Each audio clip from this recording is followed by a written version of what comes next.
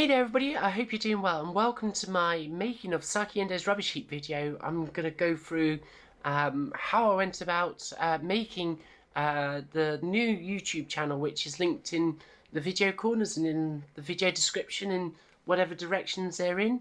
Better be careful, I might actually have a plane landing if I'm not careful with all my different hand gestures. But anyway, so I want to go through some of the bits that you can see sort of laid out here. I'm going to change the camera angle and also then go through some of the stuff that is very digitally orientated, because those of you that have watched the video already will have noticed that I have very much gone for the pixel art aesthetic. So how does all this hand-drawn paraphernalia figure into the creation of something that is a very digital looking YouTube channel? So I'm going to change the camera angle and take you through some of this artwork that's laid out in front of you here. So yeah, this is a lot of stuff, isn't it? Some of you will recognise, some of it you will never have seen before, some of it, I don't know, it's, yeah, whatever. But basically, this is all the stuff to do with Future Saviours, my manga. Now, I'm not going to talk too much about the manga side of things because that has its own separate channel. Again, check the relevant corners of the video in the video description. On its separate YouTube channel, I actually talk about how I create my manga and all the stuff to do with it. But all of this stuff here is basically hand-drawn artwork. In fact, the only thing that is digital here is this rather creased postcard of Saki Endo's rubbish heap.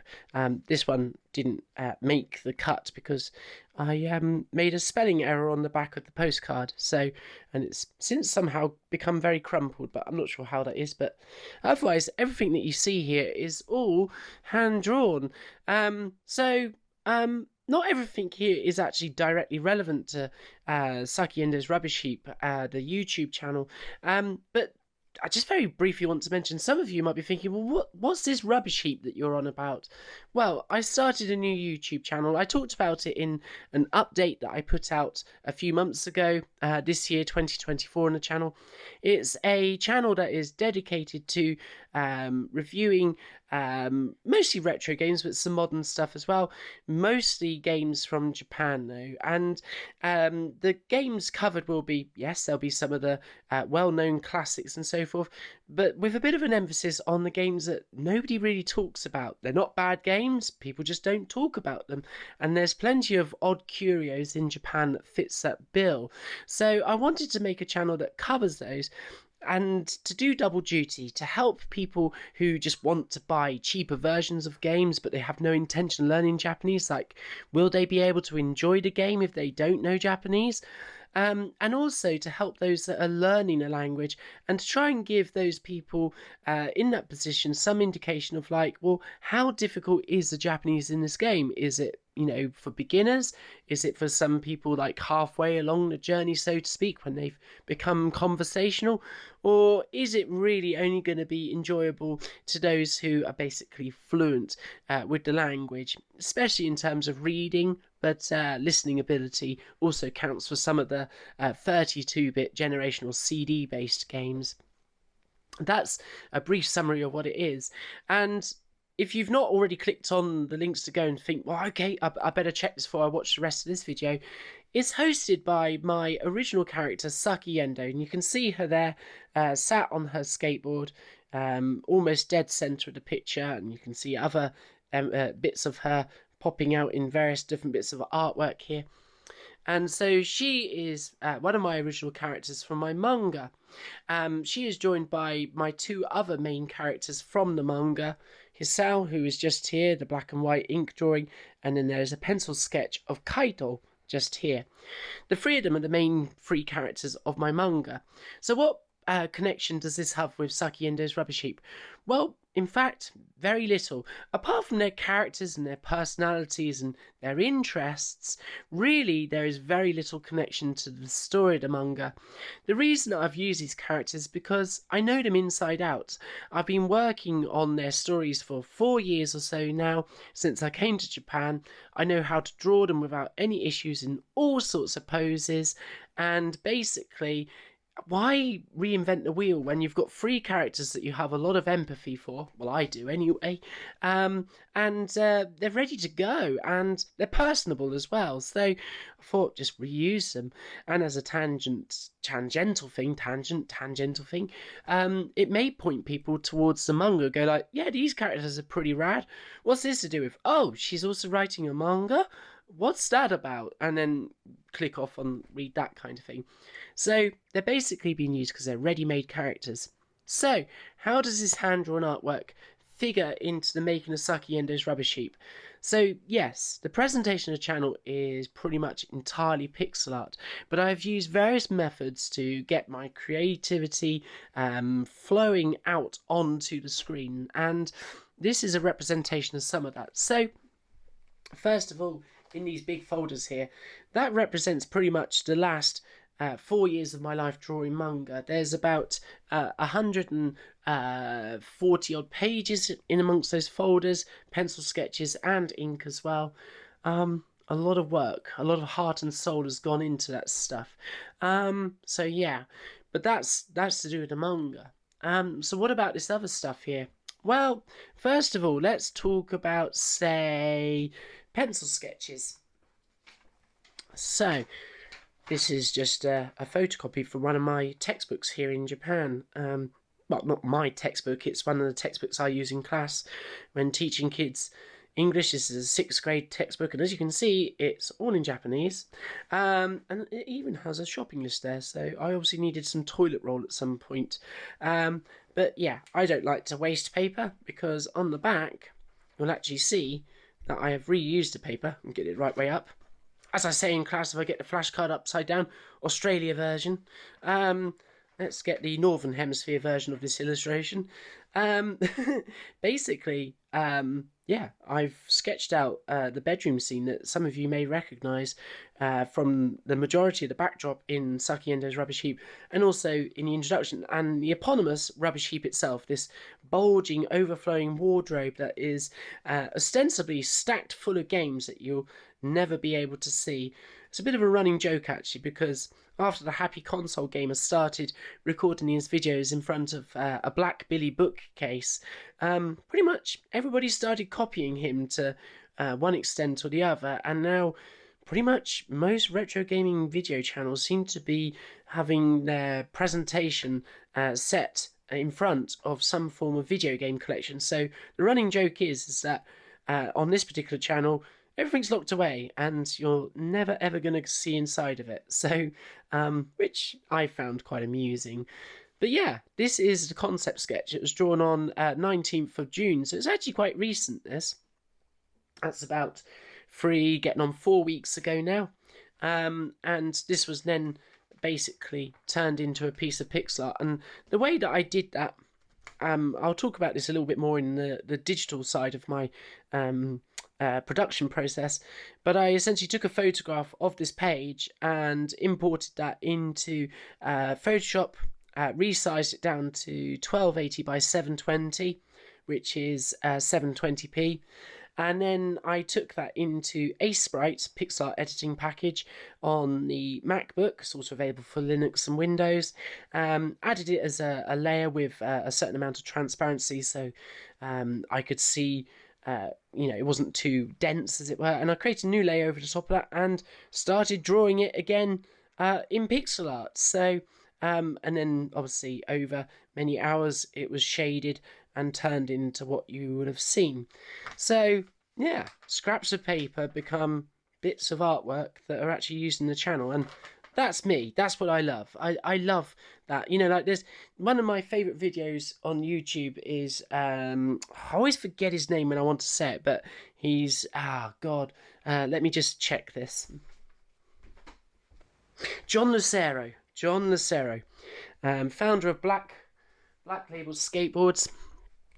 And there's a video on YouTube, I can't remember if it's the Thrasher channel or not, it might not be, but it's basically him just messing about in his studio, knocking up a logo.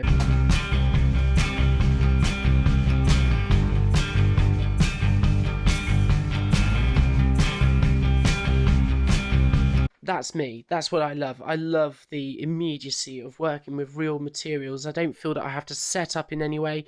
I'm sure I am a digital artist as well, and there's plenty of digital artists out there now saying like, "What do you want about setup? You know, it's easy." Blah, blah, blah. Fine, that's great, but I personally have a feeling of immediacy with picking up a pencil that I don't get with Photoshop and a drawing tablet. That's just me. Maybe it is a completely false feeling that I have within me about it, but that's just the way that I am. So that's why I still work a lot with, real materials and so forth, and it brings me a lot of joy. That's the bottom line. So we've got stuff like that.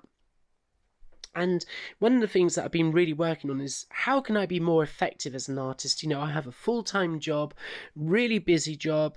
I get in from work, I'm tired, and I'm trying to release a page of my manga a week. It's on a bit of a hiatus whilst I got Saki Endo's Rubbish Heap up and running. It's due to restart in August, but I'm drawing a page of the manga a week, and I'm also producing YouTube content when I've not been sick. Unfortunately, I've been sick for about a month or so. I'm over the worst of it now, but that has really held me back. And I have other interests. I like to go hiking. I like to go out and take photos. I like to have time to cook dinner and water my plants. I don't have many, but I have some. And I also like to have time to sit down and play video games and go skating. And, my life doesn't revolve just about creating, inverted commas, content. One of the world's most hateful words, if you ask me, like content, as if it's just sort of, some kind of wallpaper, it's like it's there but nobody respects it kind of thing. So I've been thinking about how can I be more effective, and one of the key ways I can do that is by basically reusing content or reusing what I'm creating or designing it so that it can actually do dual purpose. And so, for example, reusing the characters, that is the clearest, obvious example of that. But here we have an image of Hisao, one of the, like I say, the main characters from my manga, drawn with Copic marker. So you can see some of the original sketch work here as well. And this is a style that I have been adopting actually in the manga itself. Some of you will have seen the introduction to Saki Endo's Rubbish Heap and will recognise that picture. We'll go into how that was transformed into pixel art later in this video. But essentially, this artwork will appear in the manga in this form because that is on manga paper.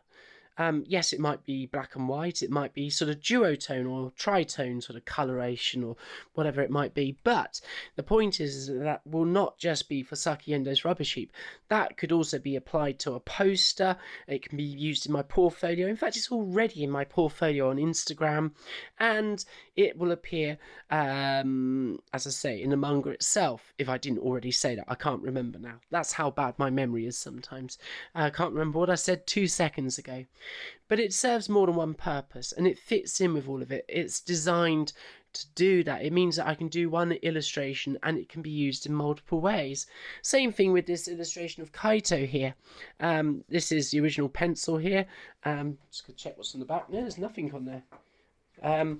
But yeah, it's basically the original pencil of Kaito there, which was then taken to a photocopier at a convenience store here in Japan, blown up to probably B4 size or somewhere in that region, and then transferred onto a piece of manga paper like this and inked using Copic marker.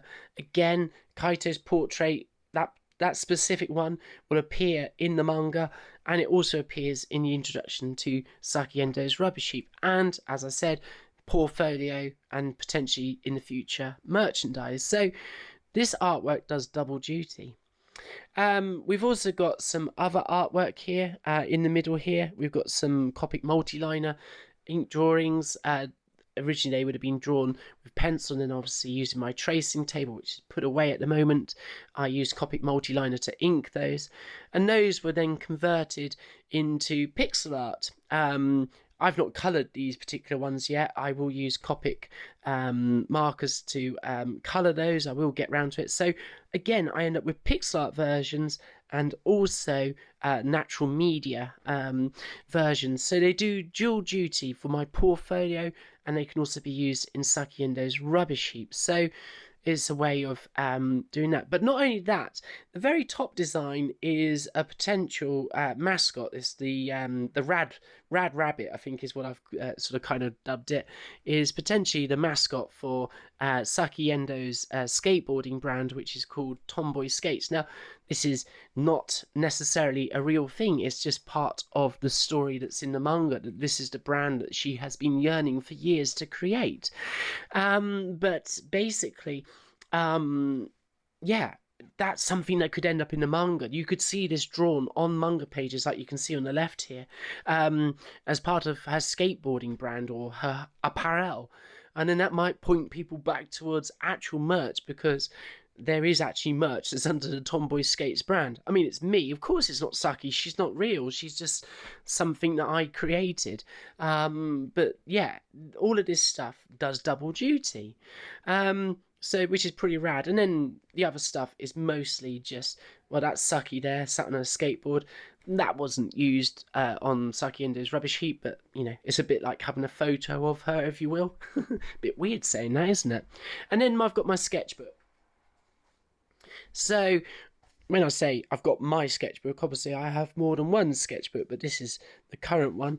And inside here I have various sort of illustrations and sketches that I've drawn. And unfortunately there isn't as many in here as I'd like there to be, because I had a bit of a hiatus due to me breaking my wrist a couple of years ago almost now, and it took me 7 months to recover from that. So the amount of sketch work in here is actually a little bit disappointing. But you can see one of Kaito there. Some of the ideas never progress beyond being in the sketchbook. That one, some of you may have seen on Instagram, is a portfolio piece. I did that as colour pencil work of Saki there. There's another one that actually made it into one of those illustrations. But what I wanted to show you from this is around about here. Here we go. There we go. Those of you who watch the video might actually recognise some of these poses, particularly this one here. I'm just pointing at it now. That's the one that was turned into essentially the main presentation pose for Saki.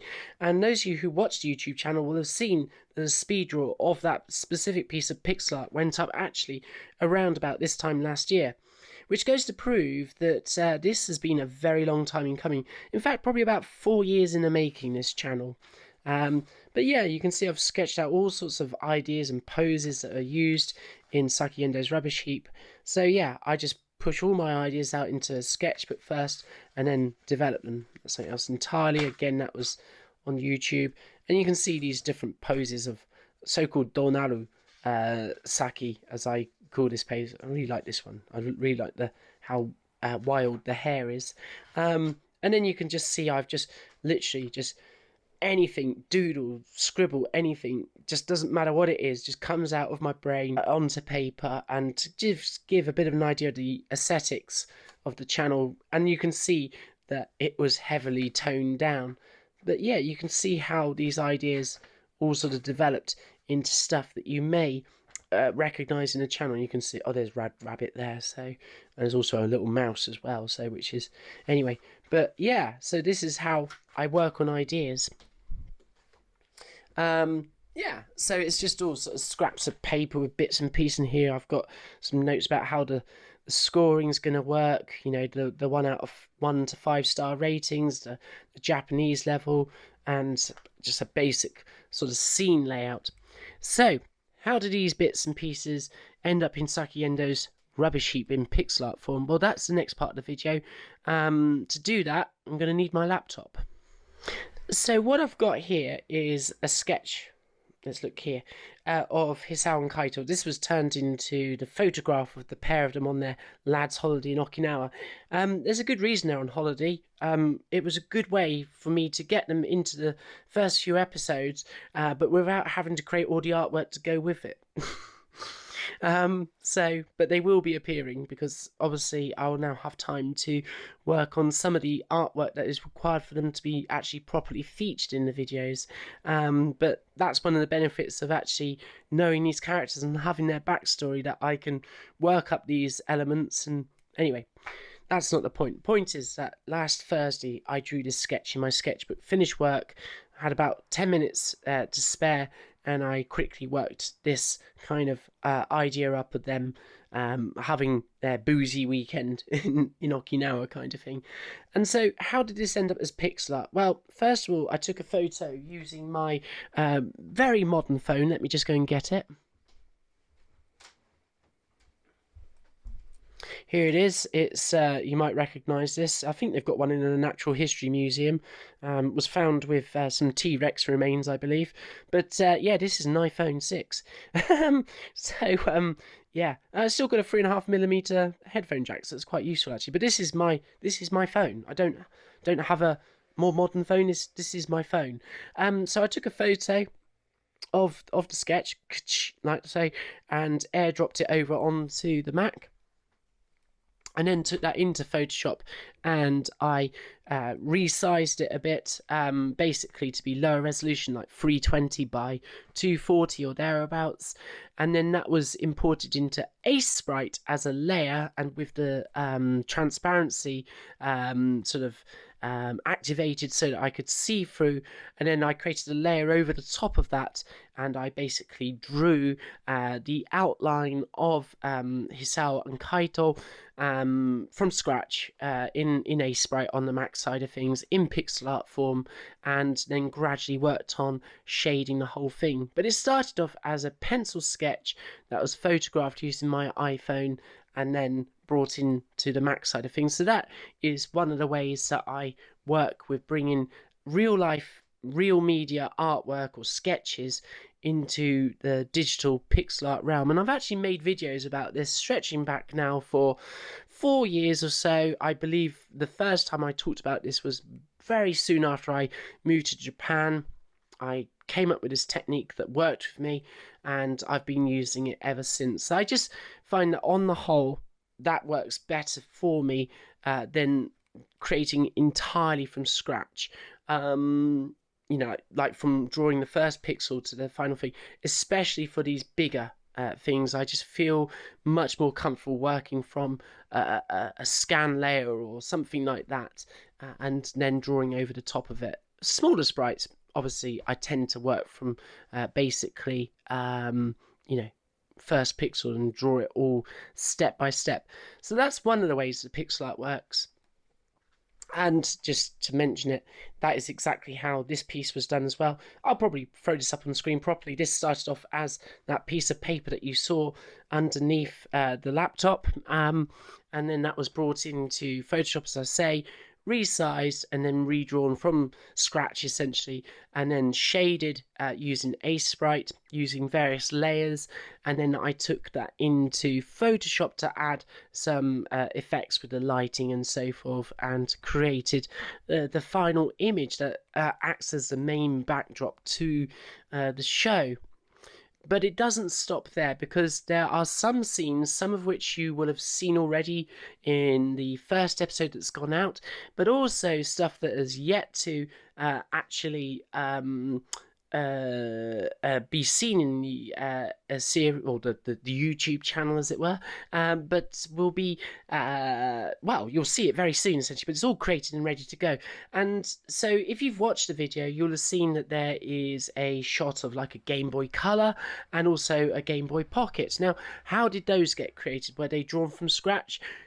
They were, but with a very particular technique. What I did is, using my photography skills and again the advanced technology that Apple created about 10 years ago, an iPhone, I set up a scene on the floor here with the Game Boy and the Walkman and the SNES controller and all this kind of stuff, Super Famicom controller to be strictly correct, and created a little scene that I could take a simple photograph of on my iPhone, airdropped it back onto the Mac side of things, and same thing, Aseprite turned that the photograph transparency way down so that I could, or way up. Which way do you? It becomes more transparent, so you turn it up, even though you drag the slider from. But it's because it describes it as opacity, doesn't it? So yeah, you drag the opacity down, and so it makes it somewhat transparent, and then you draw over the top of it.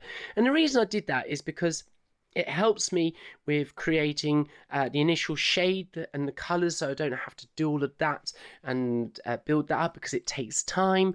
And also it helps me work out the actual shading, like where the highlights and the shadows are. Yes, I could do that all from scratch, but I've got nothing to prove by doing it. I know I can do it, and there is plenty of examples of it in my portfolio showing that I can do it from scratch. But time was of the essence, and as I keep on saying, looking for ways to be more effective with my time. So by doing it this way, I could essentially draw the basics of the scene, and then I could just put in the shading according to the photograph, and it was just a much quicker way to work. So yeah, they are actually completely hand-drawn scenes, but I just used a photo reference underneath to guide the proportions and the overall shading. So that's how I created those scenes. So yeah, you'll be seeing a few more of those pop up as Saki Endo's Rubbish Heap, the episodes come out and all that kind of stuff, and you'll see those come forwards.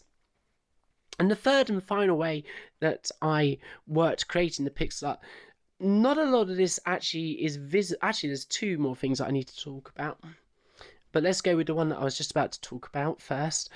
There isn't so much of this in the very first episode that is out now, but one of the ways in which I basically did the pixel art was in Amiga Deluxe Paint. For those of you who watch the channel, you will know that I'm a bit of a D-Paint fan.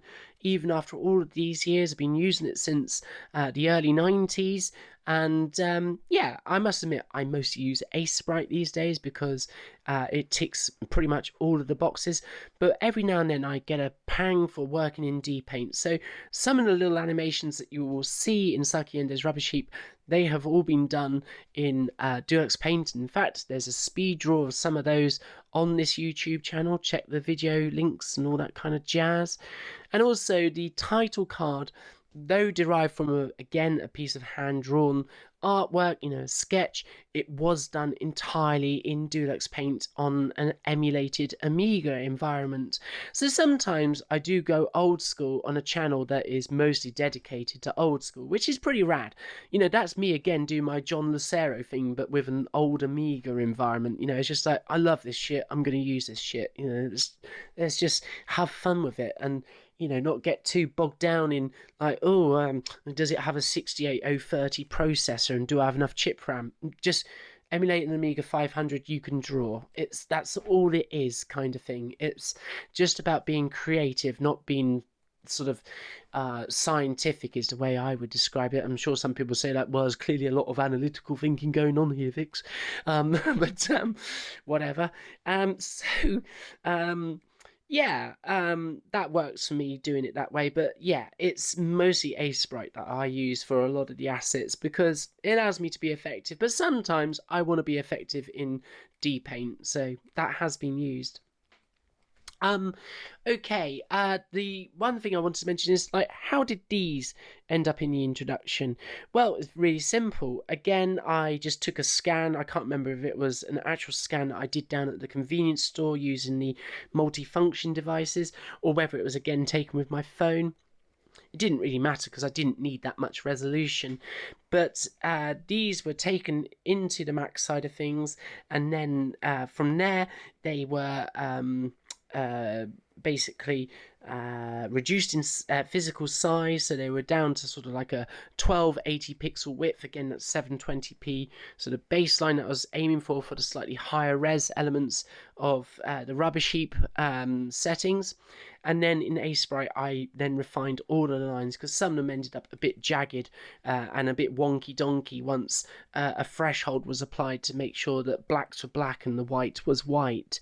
And then once all of that sort of redrawing was done for those 3 character portraits, I could then shade them using Aseprite and create the animation, the scrolling lines that goes behind the character portraits, as well as the scrolling up of Hisao's portrait. So that's how those were brought into Saki Endo's rubbish heap. So yeah, it's a real mishmash of things, but it doesn't stop there, because even once you've created all these artwork assets, the question then has to be asked, it's like, well, how the hell do you composite this all together? And I do it all on that Mac, and I use iMovie. Okay, I don't think there's anything in here that you shouldn't see.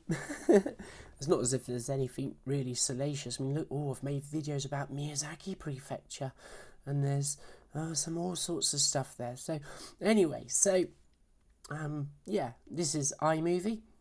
But the bit that we're interested in is, let's start here. So I've got various projects here, and they've all been numbered according to sort of like some kind of numbering scheme that sort of kind of makes sense to me of sorts.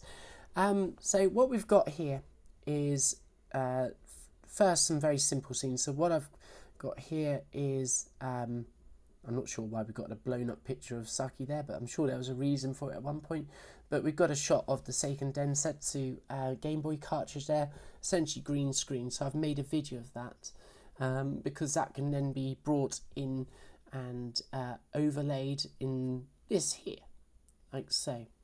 So here you can see the exported green screen of the Seiken Densetsu game cartridge, but you'll notice that the green has now also disappeared because I've green screened it here. And in fact, this is an example of those backdrops that you won't have seen so far in Saki Endo's rubbish heap. This is one that will be used when I'm doing Game Boy stuff mostly. So you can see that this is a pixel art representation of the Game Boy Pocket, a Walkman which is there just because, and a Super Famicom controller just peeking into the shot. So that's one aspect of it. So that's how I can photograph game cartridges or game boxes. Again, I just take a simple photograph of, you know, the required element, in this case a game cartridge, or it could be a game box, on a piece of green card that I bought from a 100 yen store here in Japan, and we're off to the races with that. This one here is just basically, this is an animated GIF of this scrolling background, but I just created a slightly longer running version of basically it repeating 2 minutes worth that I can import into projects. It's just a bit more efficient that way. Then moving on, I just talked about this one. That's how I composite game cartridges and potentially boxes and manuals and stuff into a scene. There'll be different scenes behind it, but that's just one that's there already. And then I've got an example of a Game Boy composite here. So the way that this works is that this piece of footage here of Seiken Densetsu is actually recorded from real hardware. It's recorded from my Super Game Boy 2 in my Super Famicom, and then that goes through a composite switcher, which then goes into the composite to HDMI box, and then that gets fed out into both a HDMI splitter so that I can actually play the game on a TV without hardly any lag, and sometimes a bit of lag, but it's not too bad. It's certainly much more playable than you might expect. And then the other end goes into my Magewell USB HDMI capture. That comes out as an MP4 file, which is what's layered over the top of this scene here, and is basically done as a picture-in-picture element, which you can see there. So everything is scaled properly. The only thing that might be a bit different is that if I'm recording from the Super Game Boy 2, my assumption is that it might be 4:3 aspect ratio rather than 10:9, but I've never gone too deep into the weeds about that, because the Game Boy games never take up the full screen even without the borders. So maybe they are 10:9 aspect ratio, but who knows when you're dealing with an NTSC signal how that actually pans out. But that is actually from real hardware. So that's how I do the Game Boy ones. It's quite simple actually. And then from there, if we just go with the Game Boy one, we've also got one for the Game Boy Color here. So this is the 3.1 basically means Game Boy, 3.3 means Game Boy Color. So similar thing here. you can see that we've got the Game Boy Color graphic this time with Game Boy Color footage overlaid. Exactly the same. The only difference is that Game Boy Color is one of the few systems that I'm having to use emulation for. I have the original cartridge, I play the games on the original hardware, but I have no way to capture Game Boy Color footage, so I have to do that with emulation, unfortunately. But maybe one day I will go mad and buy a GameCube with a Game Boy player, but I'm not really so, I'm not, desperately wanting to do that. But otherwise, it's identical, so that's how that works. And then the next bit I want to mention is how I get characters on top of that. So one of the limitations of iMovie compared to, say, Final Cut is that you can have your main sort of feed here, be it video or a still image or whatever, and it's a still image in this case, stretched out across the timeline as necessary, and then you can put one overlay over the top of it, but you can't have more than one overlay. So if I want to put Saki in this left hand corner here, I can't do it in this video. So the way around that is to export this as an MP4 file and then move it on to the next stage, which is where I composite the characters over the top of it. But I need to talk about that separately. But that's why Saki is not in those scenes. When it comes to footage from one of my consoles like Famicom, PC Engine, Super Famicom, Saturn, PlayStation, PlayStation 2, and potentially Switch in the future, amongst other systems that may have just slipped my mind, but I think that's all I actually own here in Japan.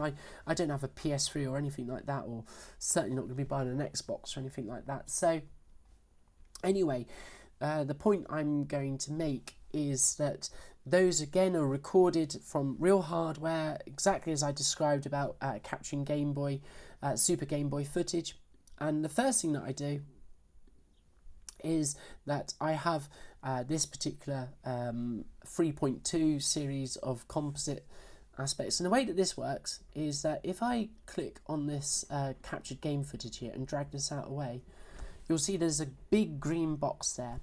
And it's not for using for green screening, it's just that it stands out enough so that I can actually position the video over the top of that box. And that box has been measured out to the size of the aperture on the piece of pixel that I created of the TV. Now, because I can't put the TV on top of this particular image here, because again, iMovie limitations, I export this out as an MP4 file. And then that goes into the next stage, which is here, 3.2.2. And this is where the TV is overlaid over the top. So if I let's just cut that for a minute, you can see that the game footage is there, just like you saw before. But then I overlay a pre-sized, I've done all of this in Photoshop, so it just drops straight in an overlay of the TV image. And it's not put picture in picture, it's been sized to 1920 by 1080 pixels to fit perfectly over that video feed. Once again, you can't see any characters in the bottom left here. There's no Saki. That's because even at this stage, again, iMovie limitations, only one overlay. I've got to export this as an MP4 file, but that forms the basis of the main composition, which I'm going to show you right now. So it's this character comp file. And this is where it gets complicated. So here you can see all the bits to do with the introduction. And then we come over to this bit. So this here is what was exported from the most recent bit that I showed you in iMovie. The bit where there's some game footage with the TV overlaid. Of course, if we remove Saki, like so, she might disappear in a minute. Bye-bye, Saki. There you go, she's disappeared. You can see it is basically what I just showed you a moment ago. Let's put her back in there, okay? And the way that this works is that I have my audio recording here of the voiceover, and then I edit all of the video game footage first to the voiceover. And that edited gameplay footage has to be absolutely spot on, in terms of not spot on that it has to be perfect in my mind's eye, more in terms of like, that's the footage I want there, I'm not going to change it after this, that's the footage for this bit of the recording, shall we say. Once that is, inverted commas, perfected, then I can start thinking about overlaying the character. Because if I don't get that gameplay footage or the scene below correct, when I go to overlay the characters on it, if I have to make a single change, it knocks everything out of sequence. It just creates work for me. So it's really important that I'm happy with the overall main timeline footage as it relates to the voiceover or whatever sound is happening at that time. It has to be correct before the characters are put in. And then for the characters, these are actually animated GIFs. They've got a transparent layer. I can import these into iMovie and they can sit as an overlay.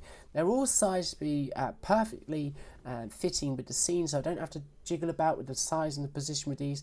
These are already sized for 1920 by 1080 with a large amount of transparency, of course, to allow the main timeline video feed to show through. And I have a number of different animated GIFs with different expressions. So this one is just the chatting one. And you can see there that this says it's half a second, and I just have to repeat this, repeat.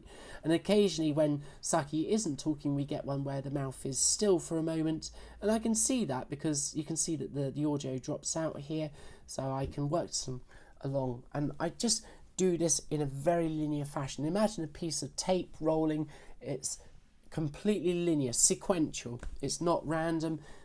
It has to be done from start to finish, not jumping about, because otherwise it just won't fit. And again, it just creates work for myself. And that's done for the entire video. And you can see all these bits here are all basically animated GIFs overlaid over the top. It's all done by hand. There's no shortcut to it. It's just me following along with the video, inserting the relevant GIF. And that's how the characters are composited. But you'll notice that there are no titles here, and that's again because I can't put a graphic title layer over the top of this in iMovie. I'm limited to one overlay layer. So this is then all exported again as an MP4 file and comes into this next comp, which is here. And you can see that this has now become the main video feed along with Saki there. But then occasionally you'll see these little graphics here that are used as titles. So because I can now insert those as an overlay because I've got my one layer back, as it were. But even when I've done that, there are moments where I can't put a title in. So let me give you an example of that. For example, here when Saki is talking about Kaito getting stung by a jellyfish, there she is. She uses the word baka, which is Japanese for idiot or fool. And I wanted to put a little card there to say that baka means idiot, because there are hopefully going to be people watching this YouTube channel that aren't learning Japanese and think, well, what was that she just said? Or what was that was just said? So a little translation here and there is a good thing. But I can't drop this graphic title in there because I'm using it for the photo, inverted commas, of Hisan Kaito. So to do that, this then all gets exported with most of the titles in place and goes in for another round of compositing, which happens here. And you can see that, for example, Koko Ichibanya, which Saki also refers to, is a graphic title that appears over the top of what was originally one layer in the form of Saki as a character, and the scorecard was added as another layer. So I just have to keep on exporting, importing, adding another layer, exporting, importing, adding another layer, and so on and so forth. And so it just goes from there, really. And that's really how it all comes together. And it's in this composite that the title credits, or the Patreon credits rather, are put in, and the ending music. And that basically is the first video. Now that does look like a hell of a lot, and it is a lot, to be fair. But I'm just going to run the video now on the screen, because why not, whilst I wrap up this video.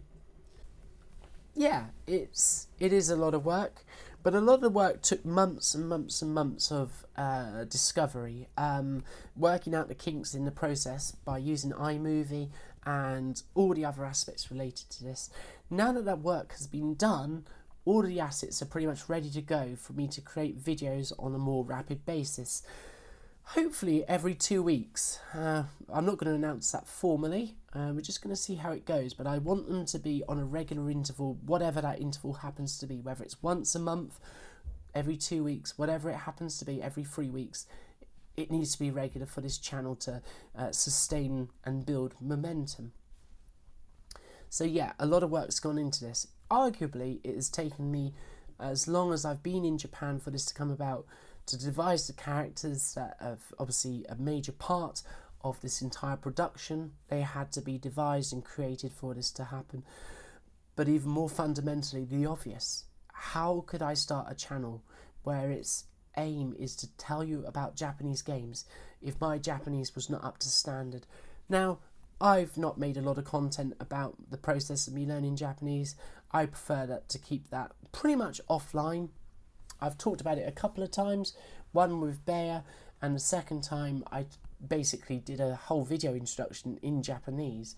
But I'm not somebody for going on YouTube saying like, hey, this is how I learned Japanese in 1 minute and became fluent, because most of those videos are bollocks, because a lot of them are essentially people who have become fluent at doing tourist Japanese. Not all of them, but some of them are. You know, they've learned how to go into a ramen restaurant that doesn't use a ticket machine, and you know, can ask for ramen and, you know, apparently talk fluently and so forth. I have steered well clear of making any content as relates to my process of learning Japanese, because I don't think I'm an authority on it. I'm fumbling through my way of learning the language just like most people, and honestly my techniques sort of work for me, but they're not foolproof. In fact, they're a bit crap sometimes, if I'm honest. So that why am I going to go and make a YouTube video about like how I have been studying for JLPT N3 or N2? This is how I learn kanji, when I know full well that the way that I learn kanji sometimes inevitably leads to me forgetting stuff that I learned months ago, because I've not encountered that particular kanji for a while when I've been reading. So, but the point I'm making is that I can't talk about Japanese games and their difficulty level and enjoy them if my Japanese is not very good. It took me 4 years to get to a point where, yeah, I still have to look up a lot of stuff when I'm playing these games. I'm not going to lie to you. It's not like I sit down to play, I don't know, a really difficult Japanese language game and don't have to look stuff up. That is not the case. I'm always having to look stuff up to remind myself, and also for new stuff. But I've now got to the point where I can play a lot of games without having to stop every 5 minutes or so, that I can enjoy the game pretty fluidly. I can read the instruction manuals pretty well these days, and I can actually say with some confidence that this is what I think of the game, and this is what its level is, and all that kind of stuff. So I had to have some confidence in my Japanese skills in order to create these videos. 自信持っているの方がいいですね. It's really important, it's the most important thing to be able to have self-confidence. I'm not in the game of bigging up my abilities. I'm not even going to suggest what I think my Japanese level is. I mean, I'm frequently, fluently dangerous is the way I would perhaps describe it in my usual self-effacing way. But that's basically why it has taken as long as it has done to get to this stage. So there you have it. I hope that this is somewhat instructive of the process that I went through to create Saki Endo's Rubbish Heap. Yeah, it's been really awesome to put it together. I'm not going to lie, there's a lot riding on Saki Endo's Rubbish Heap, so please like and subscribe to the channel. I basically never use that phrase, but I do need people's support to hopefully make it into the success that I dearly hope it will be, because God knows I need it right now.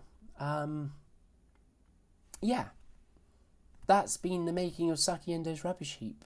I hope you've enjoyed it. And if you've got any questions or comments about it all, throw it down in the comments below. I'd love to read those. It's always really enjoyable to hear what you think, what you've got to say about it, and also to help you with the questions that you might have, projects that you're working on. It's all good stuff as far as I'm concerned. So definitely, zehi, please write down below. I'd love to hear your feedback. That's it, really. I hope you're all doing really well. Take care of yourselves. and I'll see you in another one of these. Take care. Bye bye.